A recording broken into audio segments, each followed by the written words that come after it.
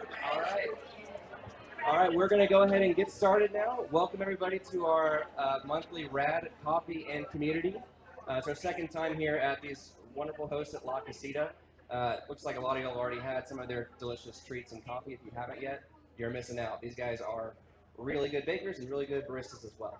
And we'll probably be back here next month as well because it is still quite warm outside, and it will probably still be quite warm next month outside.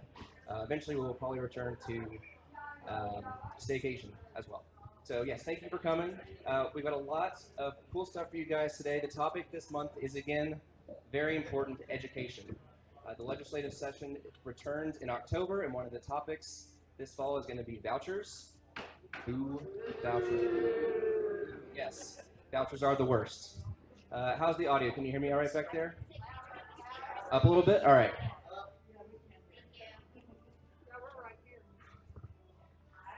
How's that? Okay, we love it. Some of you may have noticed I am not Jenny.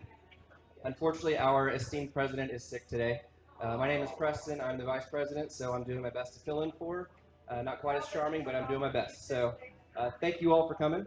Want to intro our candidates who are here today, who have taken the time to come and say hello and spend some time with you folks. I saw Tina Clinton. Here we go, Tina Clinton. She's running for the 5th District Court of Appeals. So thank you very much for coming out. Dr. Catalina Garcia, right next to her as well. Dallas County College Trustee.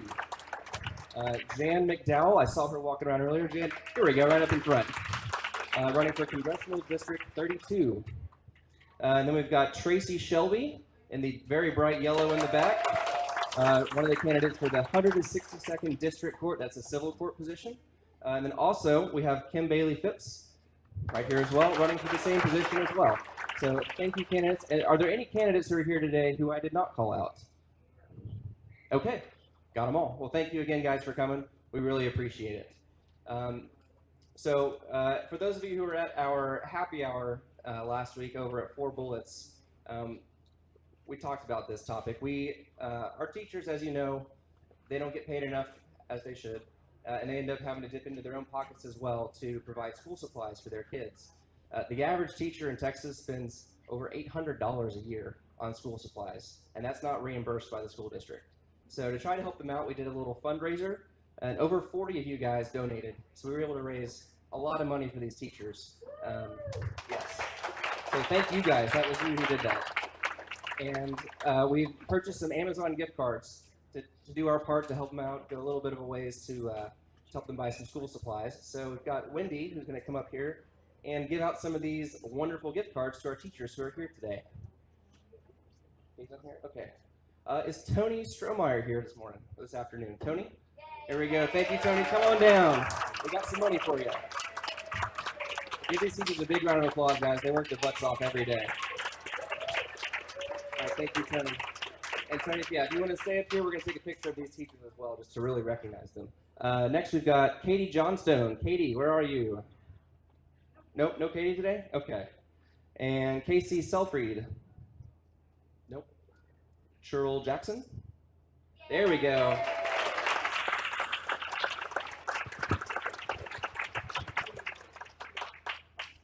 And that's Cheryl. I said Cheryl. I apologize. Okay, thank you. Yes. Fair enough. Rebecca Parada. Rebecca. Yes, here we go in the back.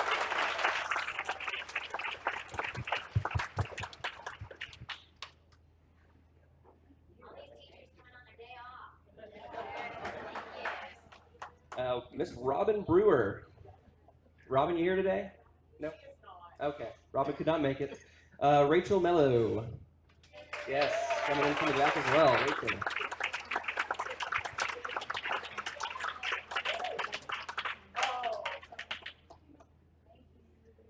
Thank you, Rachel. And we got Miss Kara Ross. Kara? Right over here, Kara, yes.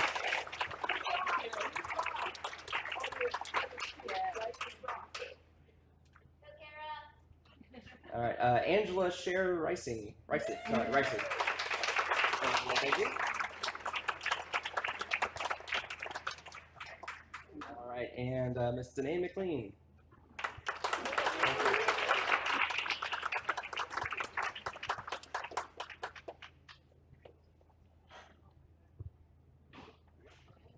last one on our list for today is Leanne Campbell. Is Campbell here?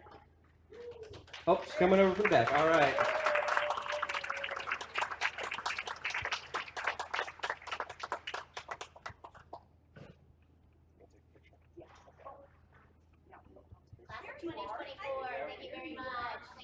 Wendy's going to take a quick picture of you guys, so get close. There we go. Y'all rock. Y'all are rad. Love you. We love you so much. Thank you for everything. All right, yes, one final clap for our wonderful teachers. Thank you guys so much for all that you do.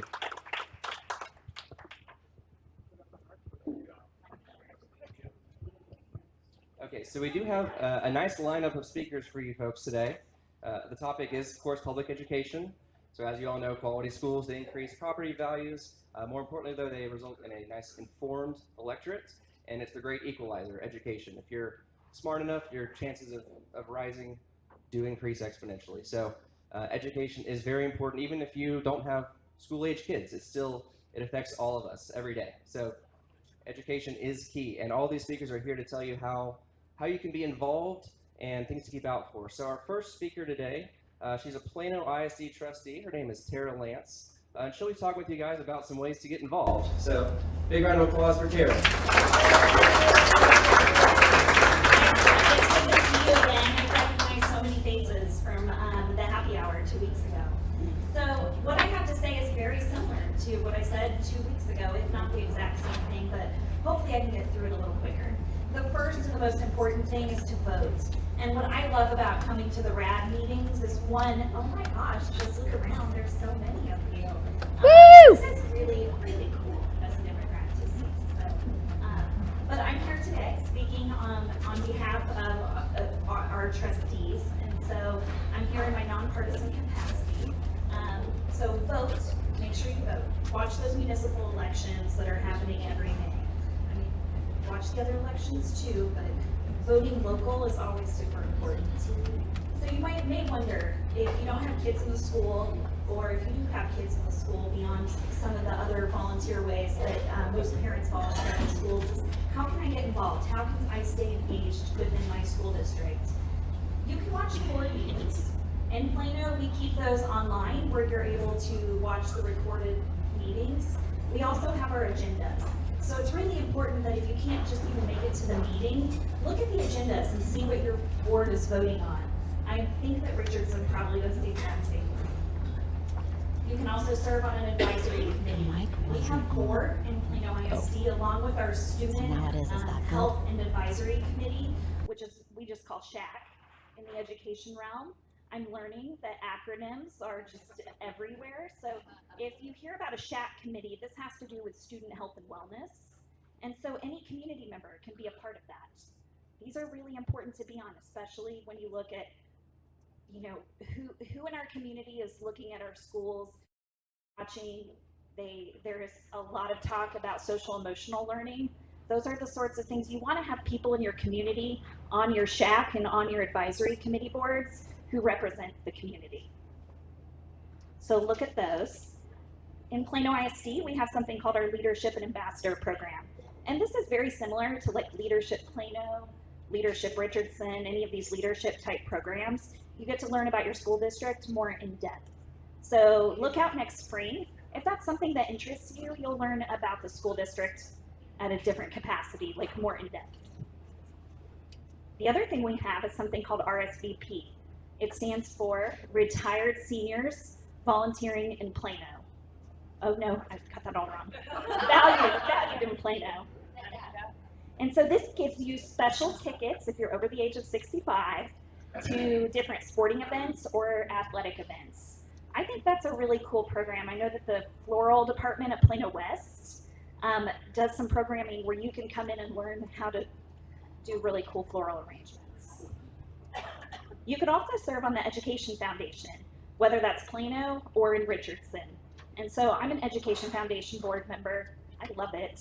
This is going to help your school district earn money beyond what we get from the state. Do you think that money is increasing from the state? Because it's not, it's decreasing. So your education foundation is going to step in and fund things. Like in Plano, we send all of our kids to camp in 5th grade. So we help with that. We do grants to educators. I know that Richardson does the same thing, and Richardson also does a lot of scholarships through their foundation. So look at your foundation, support your foundation in any capacity that you can. So in Plano, we have a big gala every February. If you're in Plano and that interests you, check out Ski Plano when the time comes. It's in February. The next thing you could do is be part of your PTA. So again, class, this is my realm as a mom, as a parent. I'm a PTA leader. I served as our council president. Being part of PTA is so much more than just being a booster club for your school or being there to run Spirit Store or, sell spirit wear. We're advocating at the statewide level. So we're the largest advocacy group that focuses on child welfare in Texas, which is huge. So you can become a member. You can give a voice to all those kids that their parents can't. And I think we have a speaker that's going to talk about PTA later, but the one thing you could do today is whip out your phone and go to joinpta.org, and you can join a PTA for as little as $10. There's just 2 more on my list. So in Plano, one of the things we've been trying to do is we've been brainstorming, how do we let our community know about legislative actions that will impact our community? So we have a whole legislative affairs site on our page on our webpage, and you can sign up for newsletters. So when it comes time to advocate against vouchers and to let our legislators know how devastating this is for our budget, and really ultimately our kids and our families, then we need to be able to somehow say, network, activate. So we need you to sign up. So look out for that. And I've given Jenny all of these links, so I think she's going to send all of this out.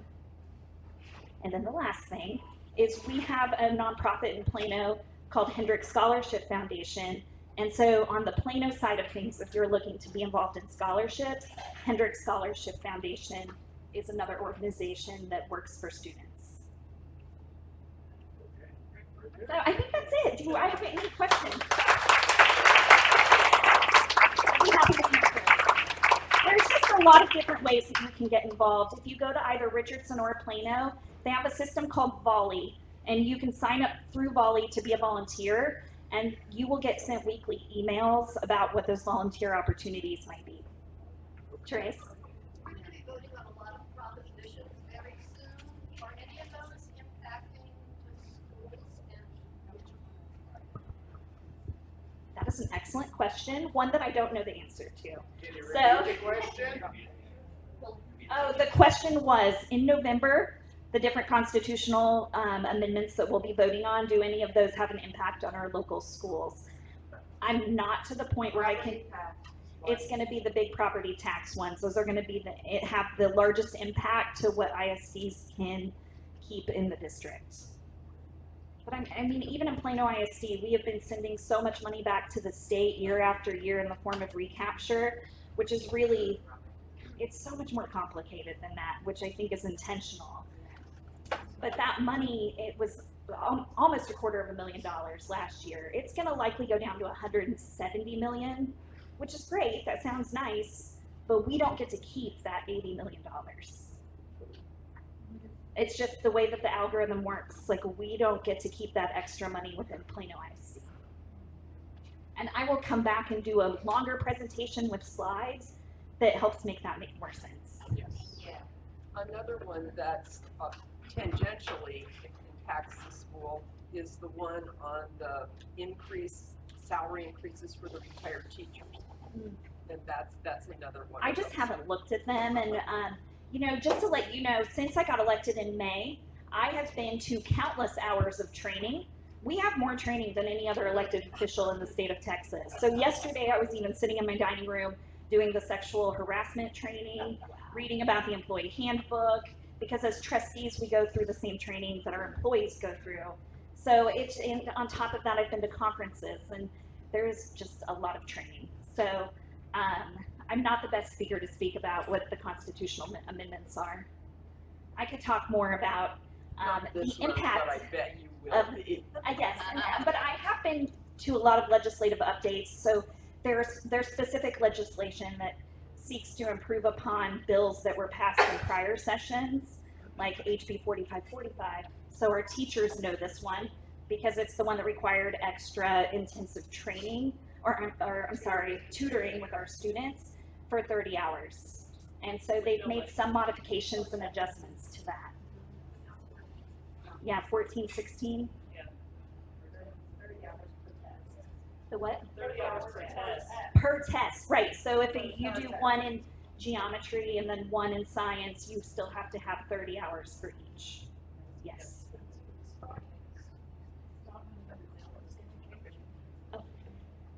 So I was watching something the other day on one of our state board of education representatives was talking with, it was an interview discussion with the CEO of PragerU, and she was mentioning the fact that Texas was going to be writing their own core curriculum that would just be for Texas. And she was so excited that PragerU was going to be integrated into that. So before I got too freaked out and shared that with too many people, I decided to do some research, and there was some conflicting information online saying that's not necessarily true. I don't know who's saying we're definitely going to do that. It's not definite, but it's like there was this whole interview. So do you have any insight into that? The only thing that I know for certain is that the chair of the State Board of Education and then my current rep, which I don't know if it's the same for all of us, Pam Little, has told us that there has been no discussion nor has this been voted on. So it sounds like it was a rogue interview. And that's all that I know. Okay. So I think that it might have been somebody stepping forward with zeal and excitement with a personal platform and a personal agenda. Is really what it sounds like. Hey, Judy. Hey, I heard that they got approved as a vendor, but not the material approved as far as curriculum. That's two different things, like they can purchase from.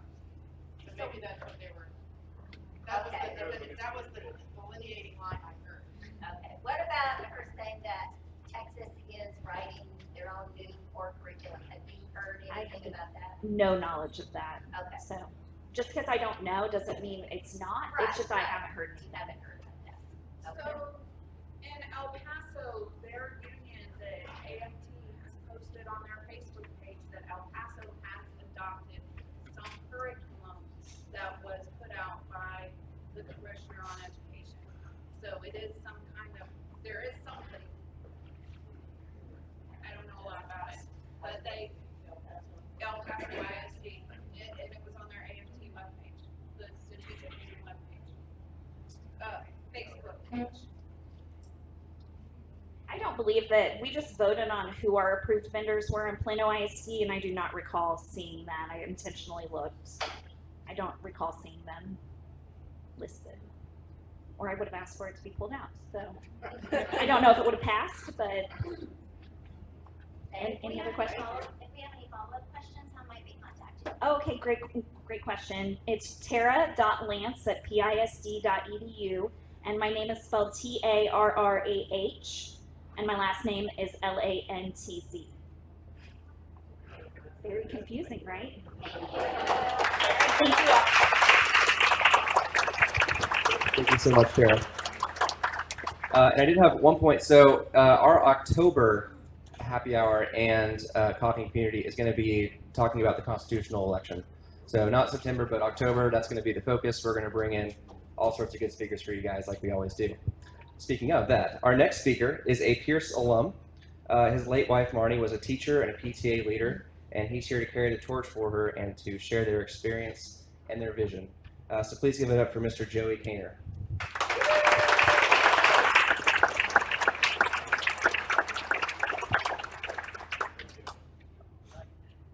Hello.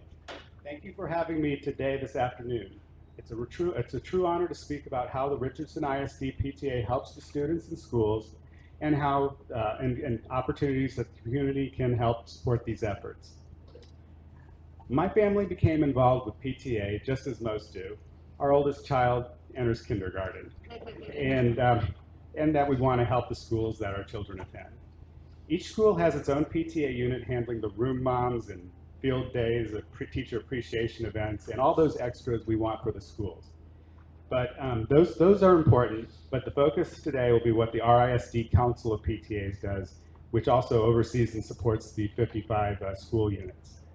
This is very meaningful to me today to talk about the RISD Council because my late wife Marni spent so much time and effort with each and every one of these programs.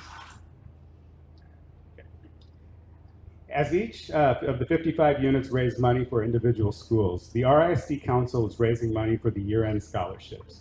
Last spring, we awarded 12 graduating seniors, each with a college scholarship of $2,300.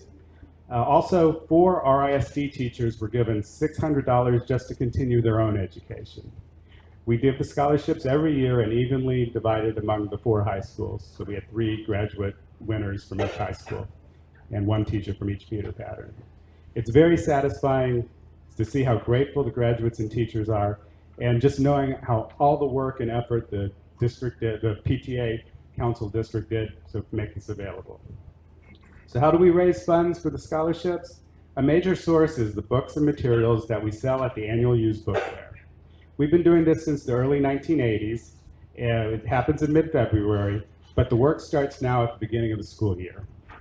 Each of the school's PTAs collects donated books. And I know if you live in Richardson School District, there is a location near you. Before we deliver the books to the fair, most schools' PTAs would appreciate help collecting and organizing the books by category. I know there are just books everywhere, and they would appreciate that assistance. There's assistance needed at the fair, from a week-long setup to helping during the fair. But there's more opportunity than just organizing books. For about $25, any organization, business, or individual like you can sponsor a table at the fair. And we appreciate when organizations promote the fair just so the community knows to come and shop at it. In addition to funding the scholarship, the book fair gives RISD teachers an early and discounted opportunity to shop and build their own class libraries. Another fundraiser, which was last April, for the first time ever, we put together an RISD all-star basketball team of teachers, principals, board trustees, and PTA volunteers to play basketball against the world-famous Harlem Wizards. Now, the Wizards are kind of like the Globetrotters with their own tricks, stunts, and routines. Everybody had fun. It was a great success, and we're scheduled to do it again next April at the Berkner Gym. April of 2024. And if you have children or grandchildren, you really may want to check this out. Tickets were like $15, and everybody had fun. But besides all this fundraising, we do support the students in other ways. At the Clothes Closet, we collect donated clothes for students who are in need, because when students feel good about how they're dressed, they can focus on learning and succeeding. Every Monday morning during the school year, we collect, sort through donations, wash and dry, and organize the clothes. Also, we will collect unwearable clothes that will be sold to another organization, and we use those funds to purchase needed supplies for the Clothes Closet. On Tuesday, students who are confidentially referred will have an hour-long appointment to shop and try on clothes with an assistance from a volunteer. And the students can only do this once per year, but they'll leave with a week's worth of clothing, including a new pair of sneakers, winter coat, toiletry bag, and a new set of underwear and socks. In the spring, there's a focus on the Prom Boutique, which is for teens and assistance for dresses, shoes, and accessories, and on the Shoe Train, which will restock, the Clothes Closet with new shoes. To tell you how dedicated we are, about 6 or 7 years ago, there was a high school student who had very large feet. He couldn't buy shoes because they didn't make him his size. He needed customized shoes. Well, we found out about that, and we got his measurements, and we were able to get Nike to donate him a customized pair of shoes.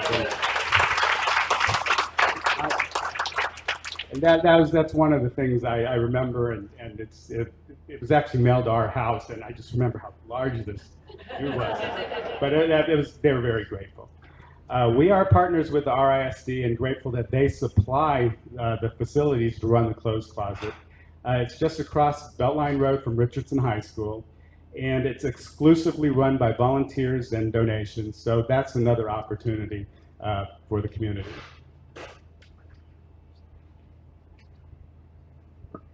In RISD, we have one special PTA unit that serves the entire district and not just one school.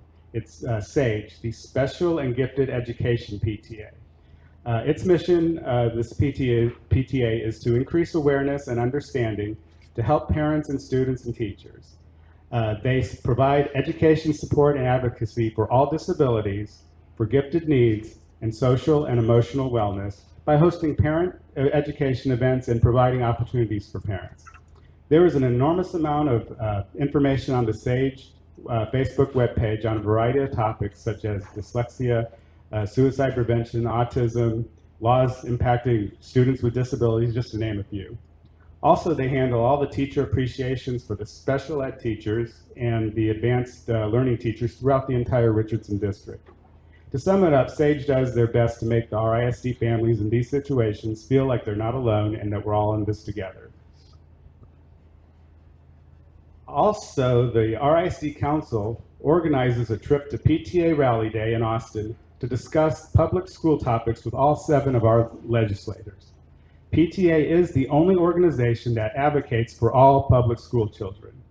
This one-day statewide event is presented by the Texas PTA during years when we have state legislation, state legislators are in session, and it usually occurs in February toward the beginning. Our trip normally includes 5:30 in the morning, we meet at the admin building, we board a chartered bus, and we join PTA members from all over the state at the morning caucus.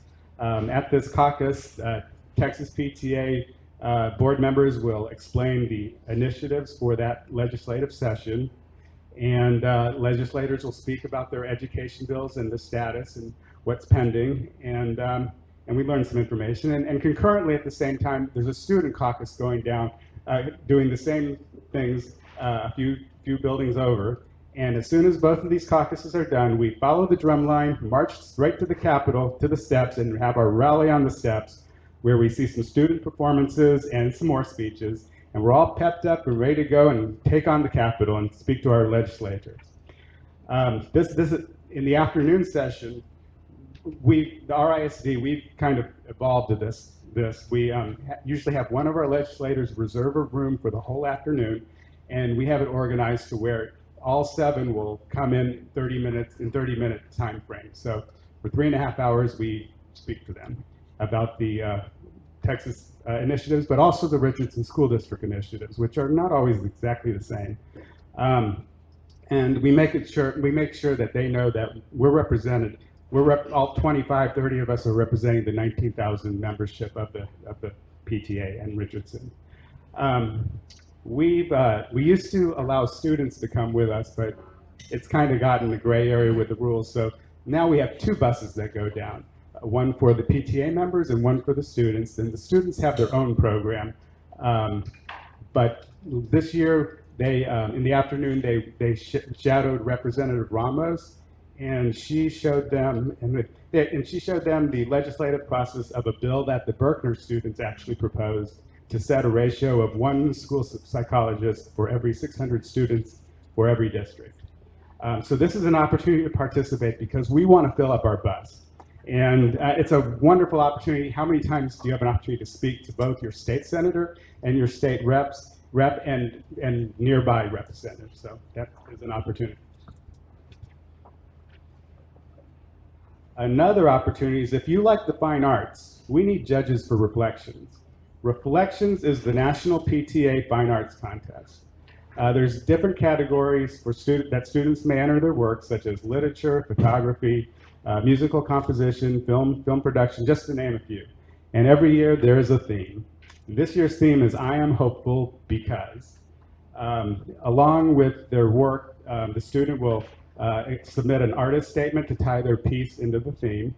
And we really could use judges to determine which pieces could go up from RISD level up to the next level. And in Plano, Allen, I know some of you all are from out there, it's national, it's a national thing. And this occurs in around November. And I was really proud when my son Brian, when he was in junior high, his photography went all the way to the state level. It didn't make it to the national level, but the consolation for state level and not making it up to nationals is it was displayed in the rotunda in the Capitol for a few months, and he went down with my wife to visit it during spring break. That was really nice. It's a big deal. Another initiative of RISD PTA I'd like to highlight is the car seat program. This started around 2005, where we give new car seats and booster seats to underprivileged children, students within RISD. Principals and counselors communicate to us which families are in need, and we purchase all the car seats from the car seat fund, which is completely funded by donations. We house this at Dobie Elementary, and it's a great way to keep kids safe. But the easiest opportunity to support the PTA is please join any of our 55 RISD units or any unit where you may live, and you'll get their e-newsletter, and you'll find out what's going on in that school and in the district school. It usually costs like $8 to $10. It's an easy way to get involved. If you have children, I'm sure you're already members of the PTA. If you're without kids, just go join the one down the block. And if you want one that has a good newsletter that's weekly and gives you lots of information, the Richardson High School one is good for that. If you're an alumni, join the PTA you went to school and attended. I attended Westwood Junior High in Richardson, and it's a science math magnet. And being an actuary, I learned about Career Day from the newsletter, and being an actuary, I decided I'd help with Career Day.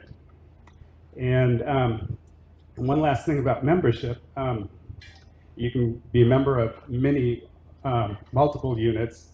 And when my wife was involved with the membership, she developed the Angel program, the Richardson Angel program, where you could join.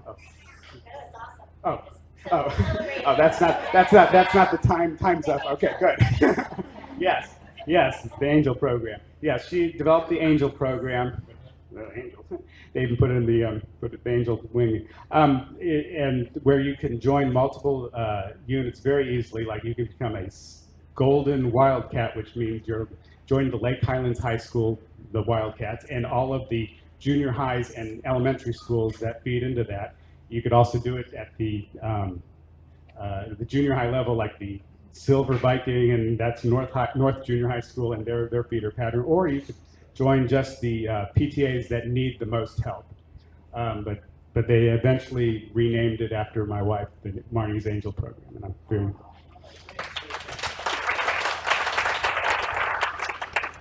And this really fits into the goal of one voice for each child, which is a goal for PTA, and I'm sure you may have heard that.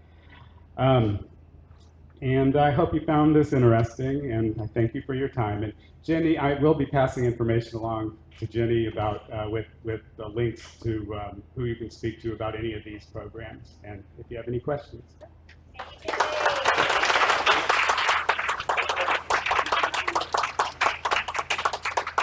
Regarding the book sale, Oh, yes. are they going to put restrictions on the books that can be donated? Restrictions on the books that can be donated. I don't know. I could ask and find out. I can ask and find out. There's a book that's on the banned list. Well, I really don't know, but I have seen them pull books. I mean, I've never been involved with the organizing of the books. I just donate the books and help sort the things during the book fair. But I have heard that they have pulled some books, so it's probably yes, but I could find out. We have some speakers ready to come up, so thank you so much, Joey. Thank you very much, Joey. And yes, if you have any questions about any of the stuff our speakers are coming up with, feel free to reach out to us and email us. We'll do some research for you as well if we don't know the answer off the top of our heads. So info@rad.vote hits all of the board members' emails. You can also email us directly, Ginny@rad.vote, Preston@rad.vote. We make it pretty easy. So if you got any questions, feel free to email us. Also, our last speakers are going to do a Q&A session as well. So moving on to speaker number 3 out of 4.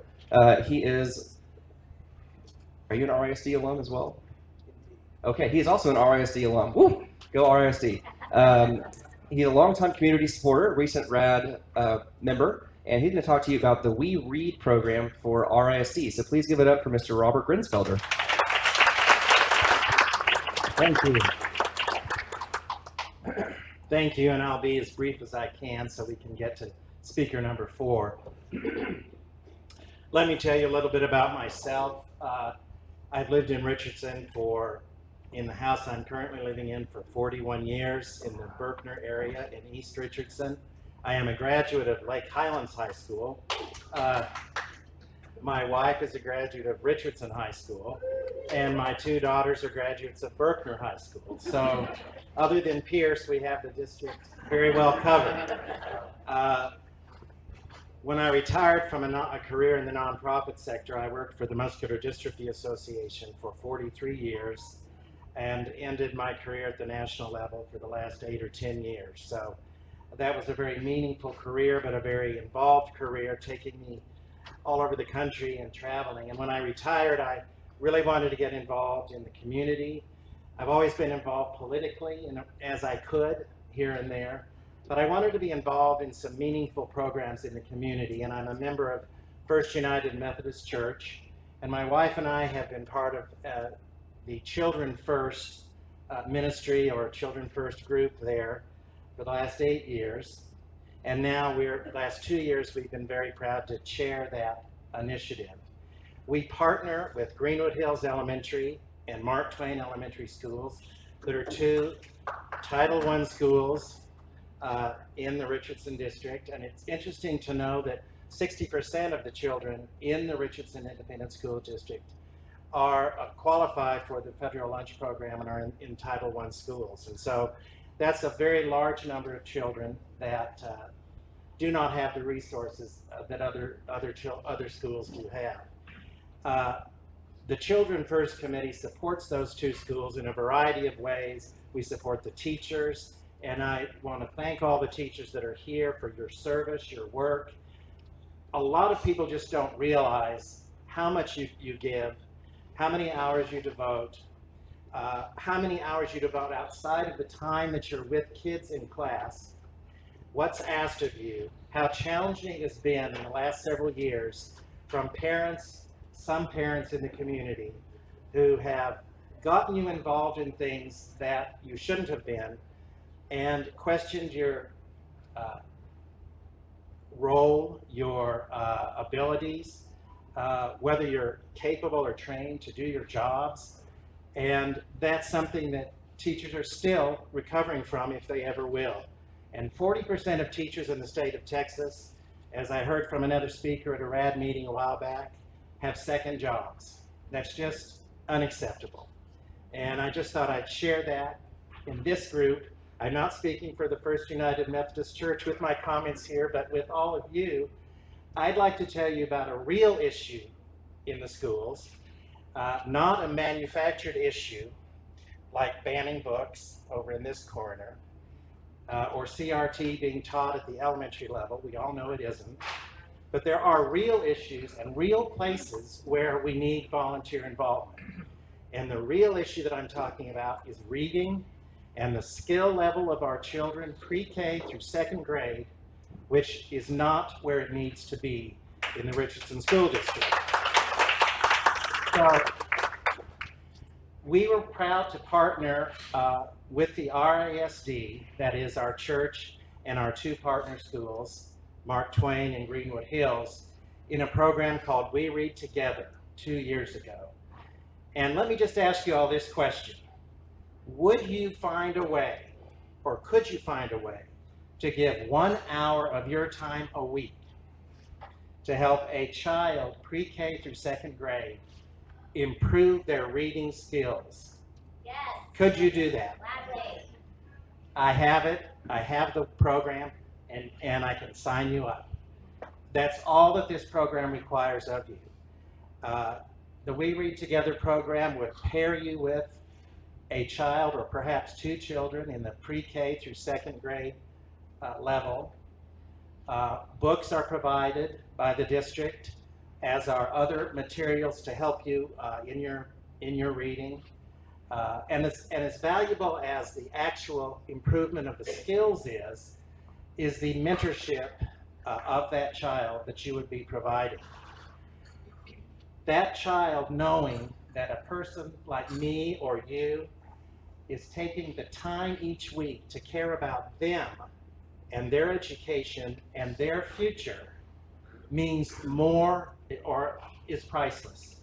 And that has more value even than giving the confidence to improve their reading skills. The exciting thing about this program is that the evaluation of those children since they began the program shows that 80% of the children are now on the level they need to be to read.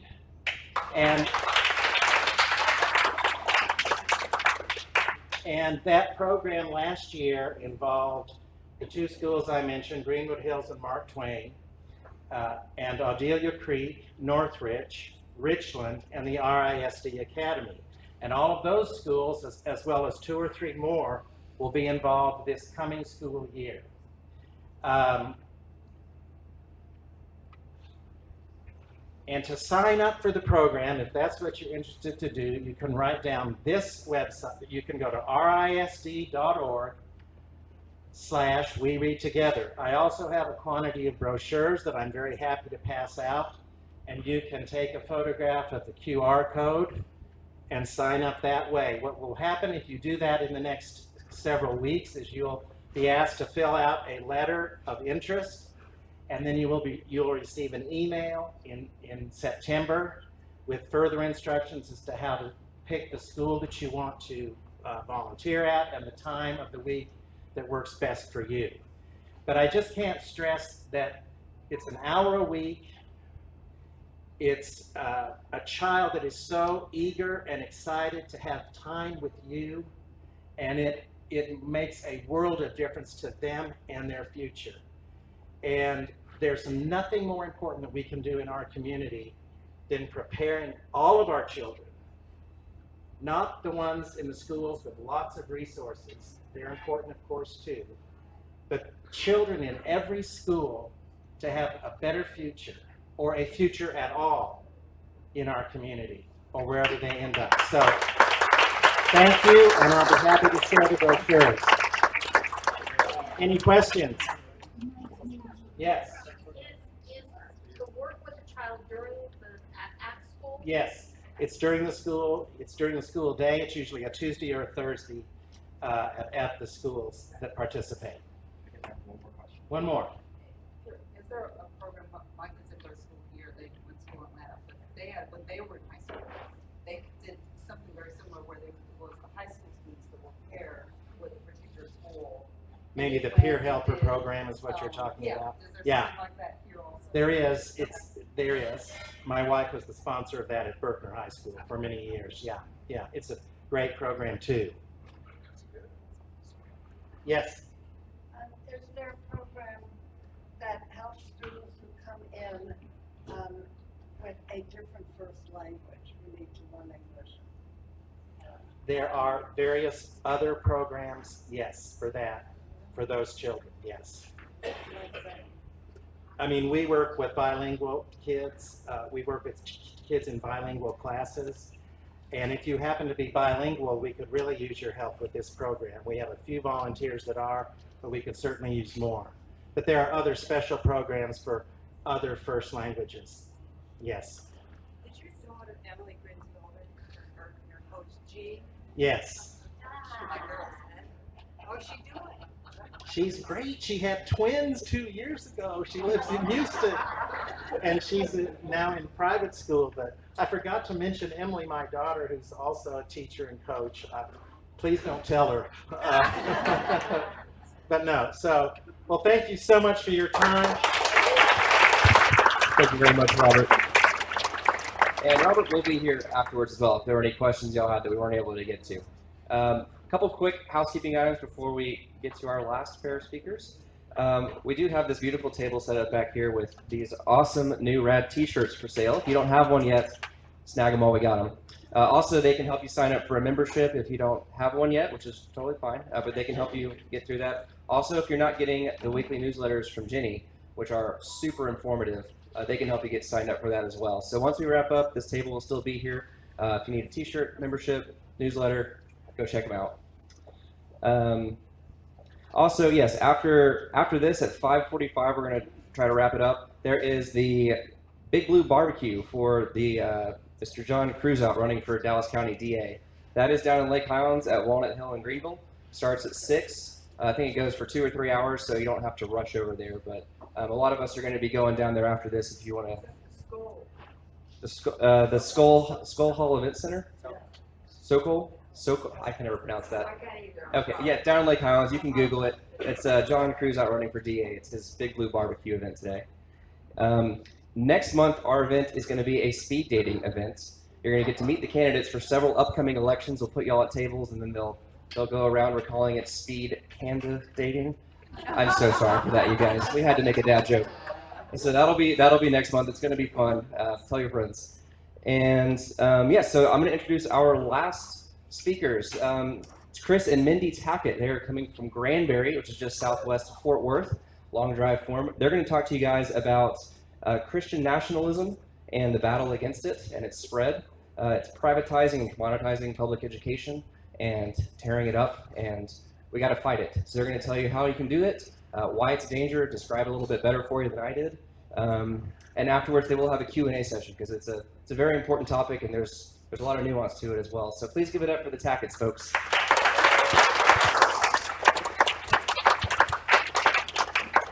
Thank you all for having us. It's a great crowd.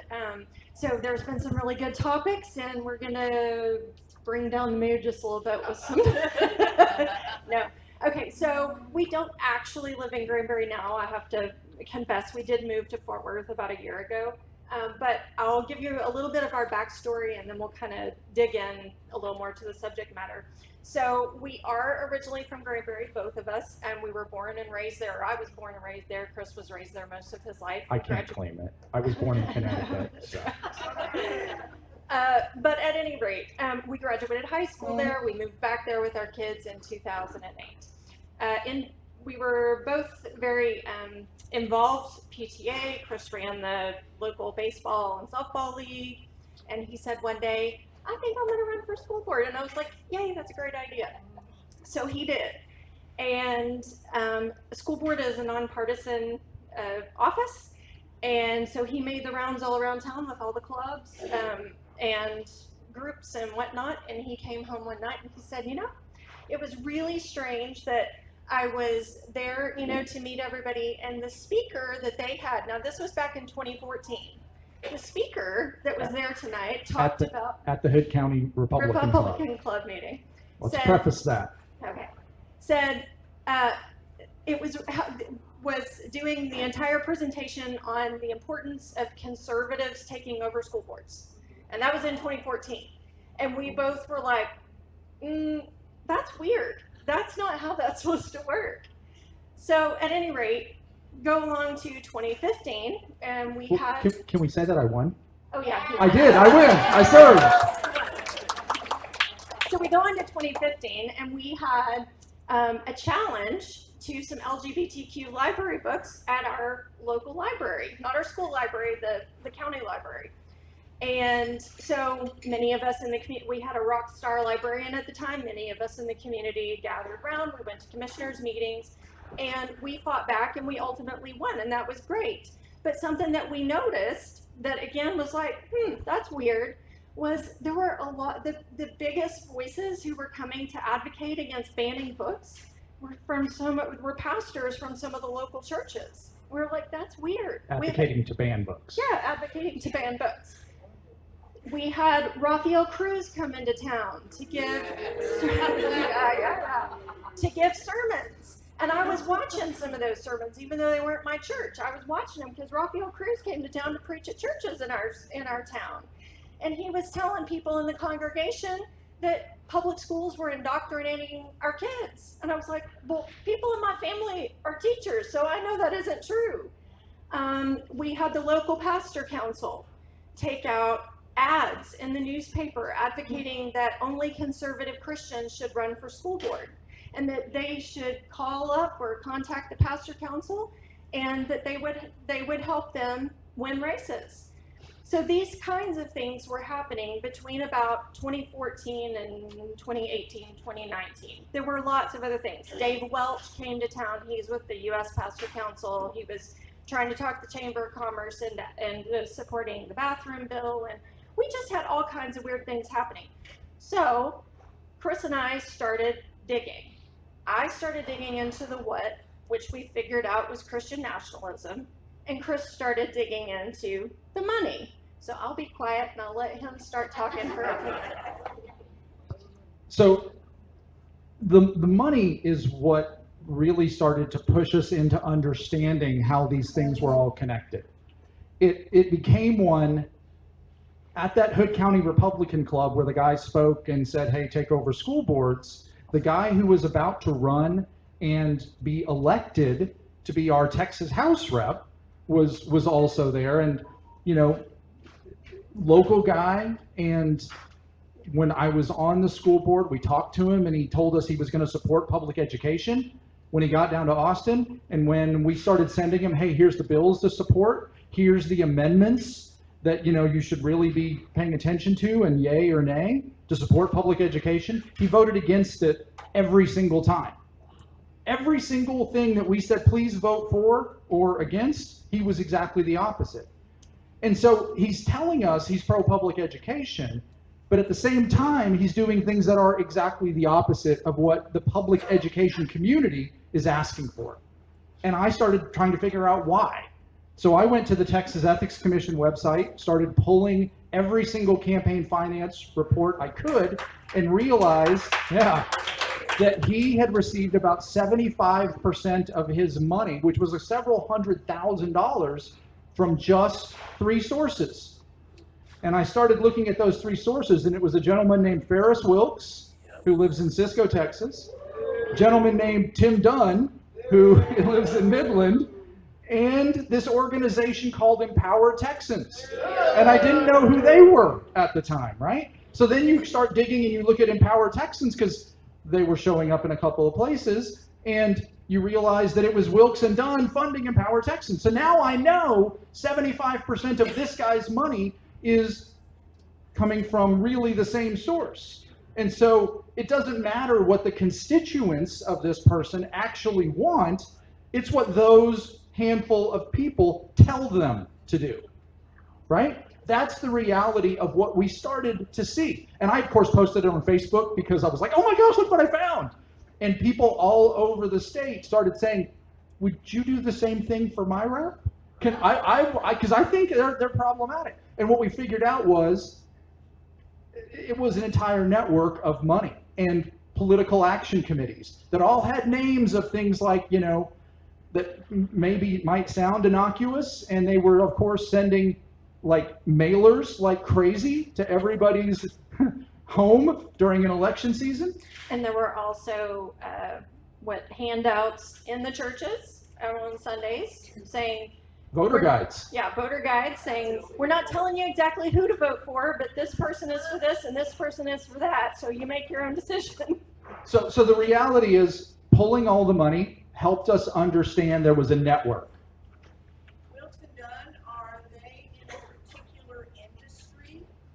They are. Well, I will tell you, Mr. Wilkes and his brother Dan had a fracking company. They sold to a company in Singapore, and they made $3.5 billion on it, which is a lot of money, And then Tim Dunn is oil and gas, right?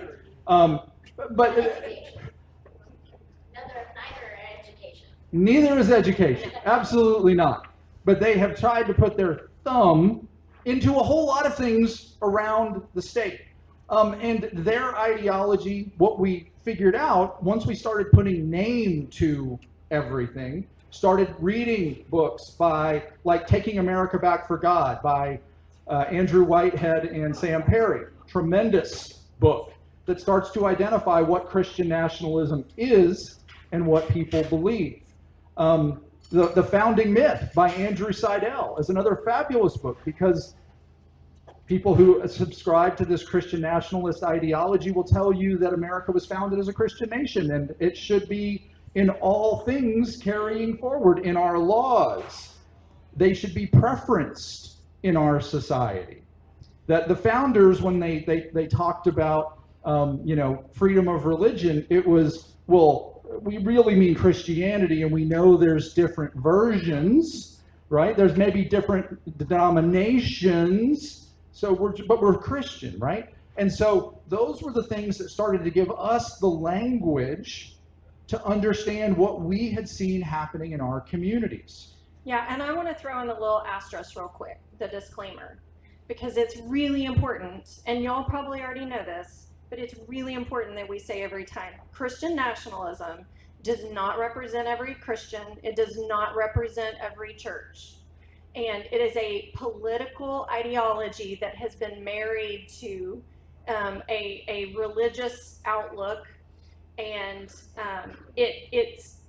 I just think it's really important that we always tell people it's not representative of your church. We're not saying that. We're just saying it's.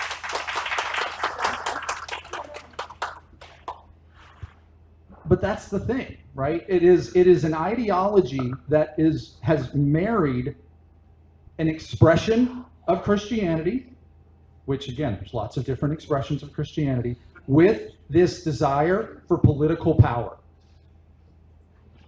And the power and the ability to impose their beliefs on everybody, and for their religious interpretation to be privileged over everybody else's, is what drives it, right? So when you start to think about the things that we had seen in our communities, and I'm sure as we described some of the things we had seen in our community, you've seen it in yours, right? The attempt to take over public school boards and having to fight tooth and nail to get sane, rational people elected.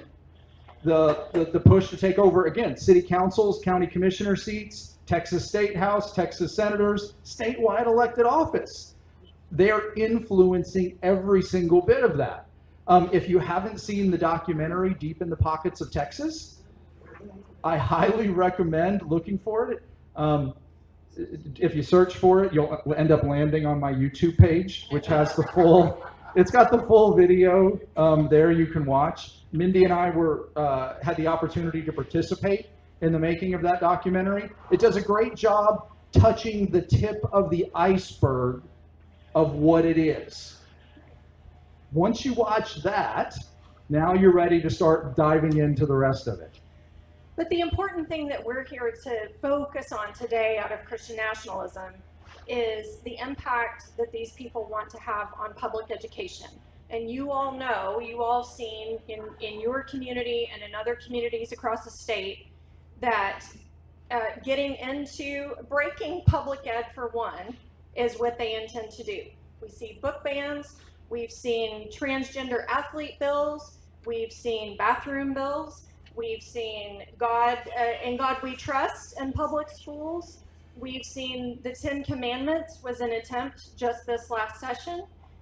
We've seen HB 900, which is the book bans. What else? Chaplains in public schools replacing school counselors. That's right.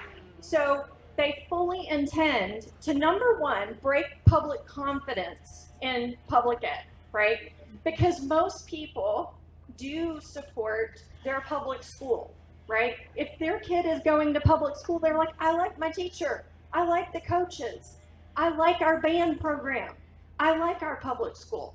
But the more and more these folks can manufacture problems and make the public think that public schools aren't functioning well and refuse to fund them fully, that is easier to sell a voucher and a charter program. School choice, ESAs, any of the myriad of definitions, they come up with for it. So go ahead. I got a hand. Oh, yes. help me out with this vouchers on your t-shirt. I was just about to go there. I mean, Okay, so this, help me out there. look, Hurt my eyes. we have been fighting for public education for a number of years. And the push for vouchers, look, vouchers wasn't really anything anybody talked about until 1954. 1954 is Brown v. Board of Education, right? Desegregating schools. That was the moment vouchers entered the popular lexicon. You saw Milton Friedman, who was one of those economists, right? Who was advocating for, well, we should just allow parents to take the money and go to these private schools. And if they want to be segregated, we should be okay with that because it's the parents' choice. And we should be giving them vouchers because we really don't want government schools, and that's the term they use, right? As they're talking about public schools. We don't want the government dictating what our children will learn or who they're going to learn with. Okay? So that's the vouchers, their choice, school choice, since 1954. Now, what drives vouchers? What is the impetus that makes it run forward today? It is greed. It's money that makes it go. It is religion. And it is racism. Right? Those are the three. It's not to say that everybody who might choose to go to a private school or choose to go to a charter school, right? And make those choices as a personal for the family and their kid. It is what it is, right? People have been making those choices for generations. But the people who push things like the vouchers, right? Who push school choice and education savings accounts, there is a motive behind it. It's greed, it's religion, it's racism, right? Those are the things. And again, different groups will have different elements. That is their focus, but that's what drives it. If you look in 2011, 2020 at this point, right, is the TPPF letter. The Texas Public Policy Foundation, which is this ultra right-wing think tank based in Austin that has Tim Dunn, who serves as their vice chairman and has been for a decade plus. Their CEO at the time, Kevin Roberts, who has now left and heads up the Heritage Foundation, which is another scary organization, he sent out a letter to basically fundraise in 2020 that spelled out exactly what the plan was going to be for this next legislative session. I guess it was actually November 21, right? Because it was getting ready for the next session.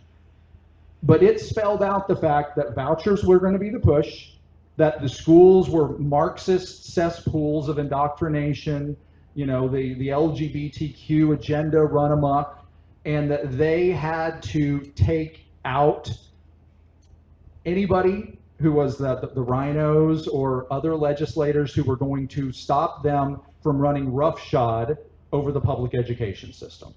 Because their goal is to break the system. And we've recently said, this lady over here brought it up a while ago, we've recently, like within the last week, seen Julie Pickering, who's a State Board of Education member, put out the video with the PragerU lady, her name escapes me, you know, saying that the state of Texas is partnering with PragerU to develop curriculum, which PragerU is in Florida at this point. Now, the thing that you need to know about PragerU is that it got a huge amount of seed money from guess who? Ferris Wilks. Right? And I'm going to let Chris go into a little bit more in depth on that. And I know that we kind of need to wrap up so that y'all can do other things that you need to do. But to say that Julie Pickering is totally off the mark, I don't think is entirely true. So go ahead.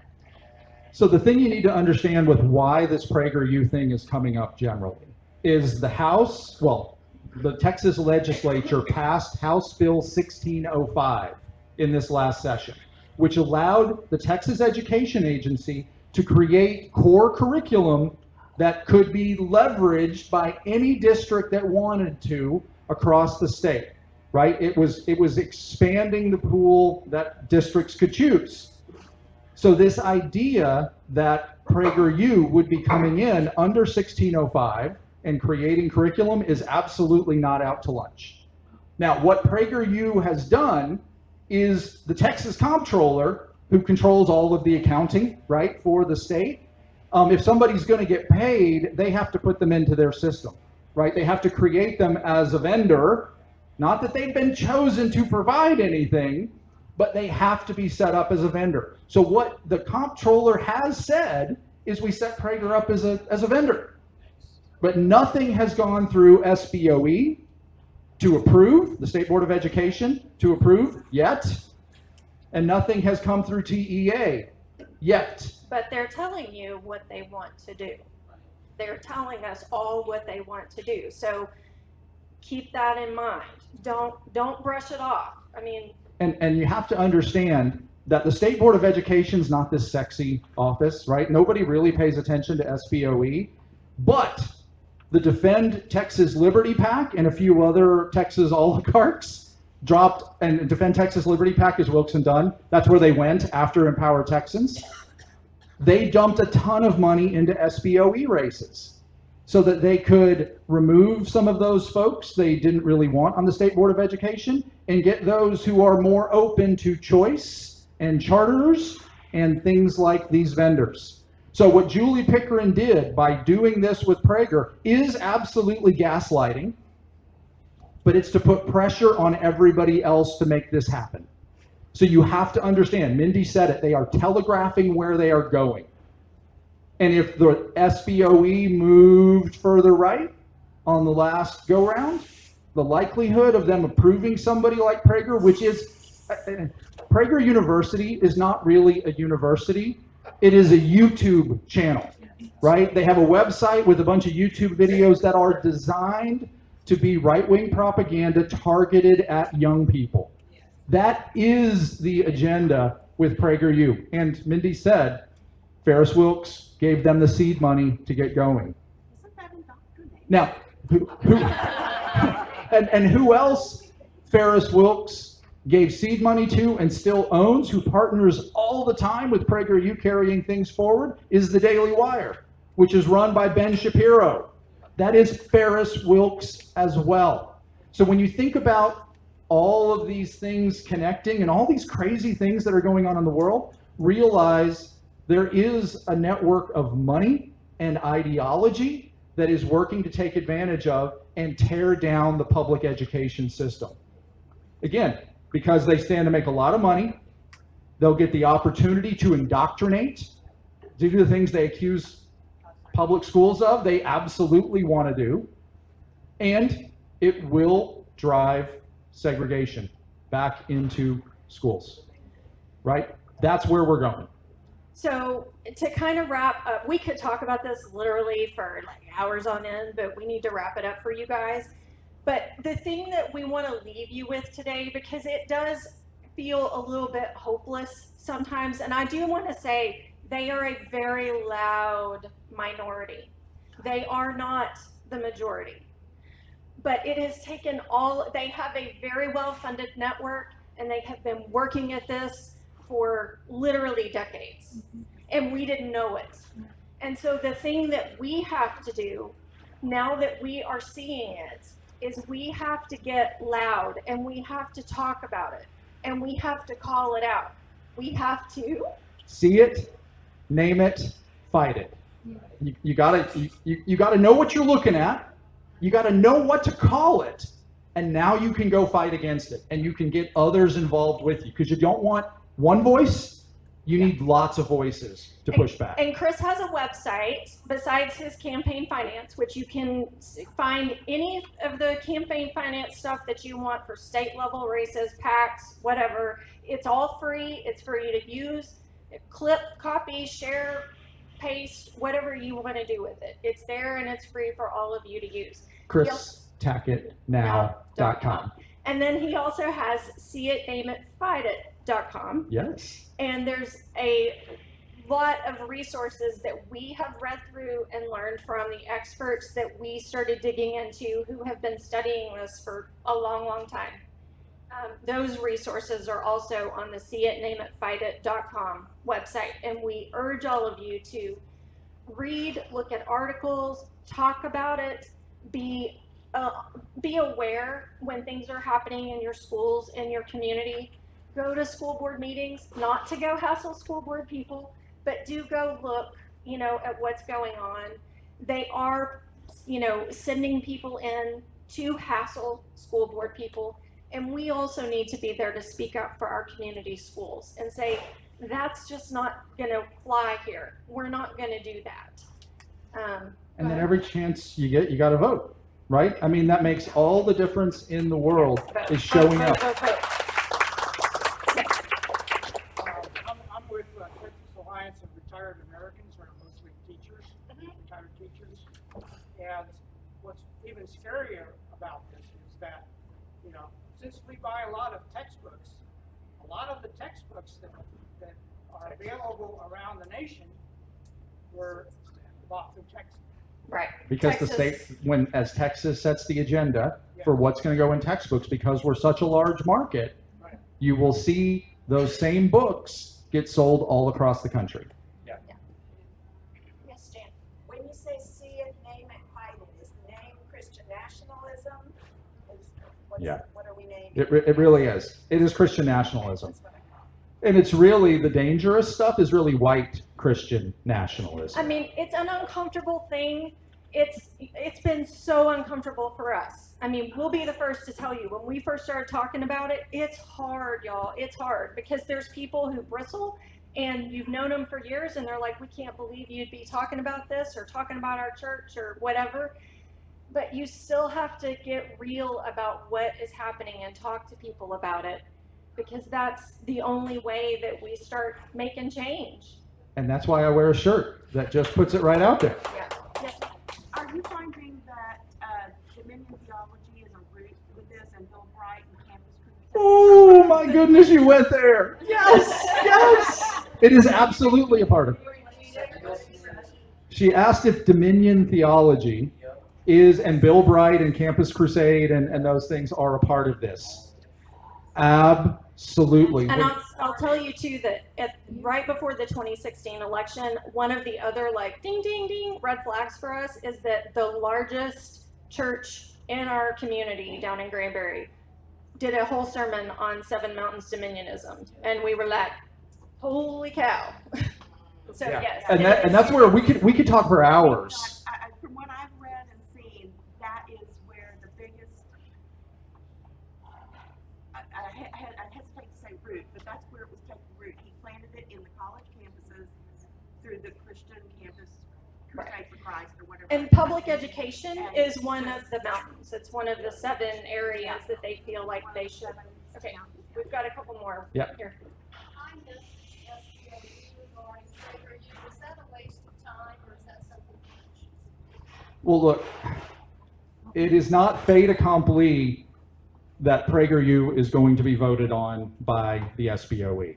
Telling the SBOE you don't want it absolutely lets them know there are voices saying we shouldn't have it, right? So I'm not saying don't, but the likelihood based on the people who were elected this last time in the current makeup, and maybe it's not we throw the door open for them, but if they get their foot in, they'll continue to go forward. And that's really, as we think about this voucher special session that's coming, right? Creighton has already said, well, maybe we won't get everything, but we'll get our first step in and then we'll build from there, right? So they just want the door opened. But again, that's why it's important, whether it's SBOE or it's your state legislators, senators, you need to be contacting them and get loud, get loud. They need to hear your opposition. Okay, yeah. Go ahead. So I know that they're coming in through the school boards, and I know that they're coming in through the students. What wolf in sheep's clothing is coming in at the teachers? What is the organization that's coming in for the teachers to engage the teachers? Because those are the soldiers for their effort, ultimately. You know, I can't say that I've specifically seen anything going after teachers, but I will say I think that this chaplain in the school business, that's going to be one of the biggest things that, right. And if you have somebody in the school who is sympathetic to it or whatever, which again, I'm not, but it does happen. You know, everybody, there's a myriad of thoughts and beliefs no matter where you go. But I think this chaplain instead of counselors is going to be one of the big, like, that's the worry that we have. There's no accountability because the students have been defamed. They've been, at least in the city of Allen, they've had their cell phones taken from them. They're not allowed to bring their cell phones out. So bad behavior, bad acting, which is what we rely on as a society with our cell phones to capture police misbehavior, capture municipal misbehavior, all these signals that they emanate that we capture. You can't do that in the school anymore because the students are. Yeah. Well, I think that is something to pay particular attention to. Yes, ma'am. Yeah, last question. Yeah. Oh, okay, two more. Is this You've it? been waiting. Can we do two? Okay. Okay, so you've been waiting. So I have a couple of things. I'm Kathy Sweeney. I'm a pastor of Arapahoe United Methodist Church, and we have several representatives here. So I want to ask a question, given that the special session related to vouchers is planned for October, very specifically, when teachers are going to be working and there's less likelihood that they will storm the building. So what is your suggestion for finding out where we can, in mass, instead of just one person, move towards Austin and protest this? There is a rally being planned for October 7th. 7th? October 7th, which is a Saturday. Texans for Public Education, Pastors for Texas Children. Dinah, is Texas Parent Pack going to be part of that or no? Okay. To be determined, okay. But there's several organizations that have partnered to put on that rally. That'll be October 7th. I don't know what time it is, Yeah. But watch some of the social media because Yeah. it will be out there. Okay. Second thing, Oh, yeah. I've talked with 2 of the Richardson School Board trustees, and Richardson will not be doing challenges. Well, and that's great. And that's another thing is encourage your school board to vote, no, we're not going to do it. Because every school board is going to have to vote up or down. Right. It's not like they can just let it lie. The way they wrote the legislation, you have to either approve it or turn it down. So it's going to put everybody on the hot seat. Okay, this lady right here. Christian nationalism. Dennis Prager and Ben Shapiro are Jewish. How do you square that circle?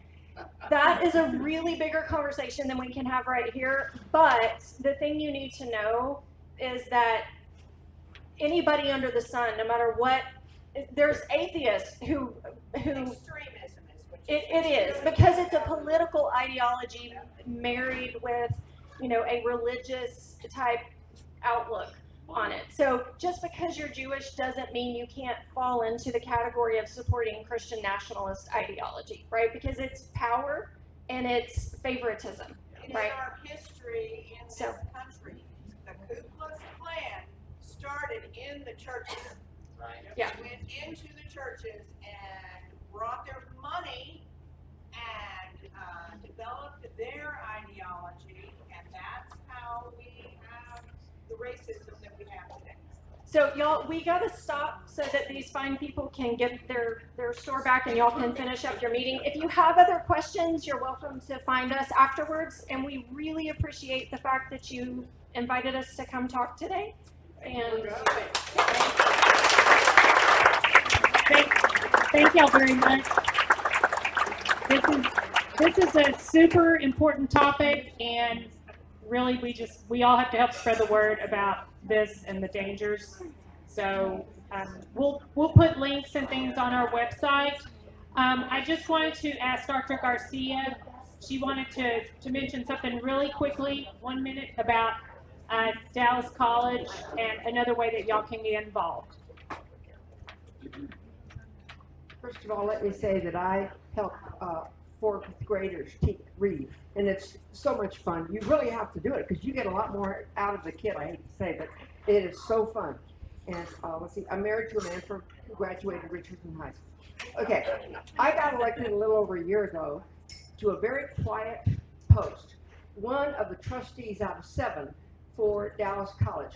I'm going to have a town hall meeting each month beginning late September I hope if you all will get the notice, you will please drop by and listen to what is going on there. It is very different from what's happening at Richardson. We are going to end up with training, not educating, training. There's a big difference in that. The board unfortunately rubber stamps everything the administration and the council say and the chancellor say. So I'm not bragging, but so far I'm the only one who brings reality to this. I'm known for research, so I keep looking up all kinds of papers. I bring them to the board members to show why this is not okay, and they just leave them on the table. They do not read them. So we have a board that needs to be educated, and I need y'all's help. I'm the District 1 trustee, and I will be sending you something to invite you to this meeting. And my name is Dr. Catalina Garcia. Thank you, Dr. Garcia. And we'll share her information on our RAD page and through our newsletter communications and everything like that. So, and we'll be sending out information about all the speakers today with links and everything else. So we will keep you guys informed. And as always, if you have questions, send us an email. And we thank you so much for coming. This has been an excellent meeting. Thank you.